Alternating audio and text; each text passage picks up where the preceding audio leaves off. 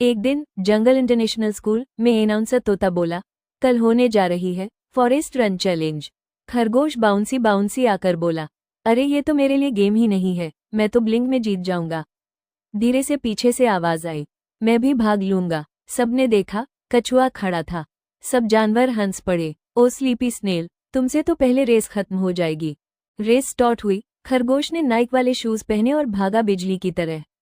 कछुआ एयरपॉड्स लगाकर lofi beats सुनते हुए धीरे धीरे चलता रहा। खरगोश बोला, यार ये तो बहुत ईज़ी है, थोड़ा इंस्टा स्क्रॉल कर लूं, और वो पेड़ के नीचे बैठकर सो गया। कछुआ आराम से चलता रहा, न रुका न थका। बीच में एक गड्ढा आया, गिरा, फिर उठा। बोल रहा था, स्लो एंड स्टेडी ब्रो। खरगोश की नींद खुली। उसने देखा कछुआ पास आ गया है। भागा खरगोश, पर तब तक देर हो चुकी थी। कछुए ने फिनिश लाइन क्रॉस कर ली। सभी जानवर चिल्लाए, वाओ कछुआ भाई। खरगोश बोला, अब से मैं भी सीरियसनेस से तैयारी करूंगा।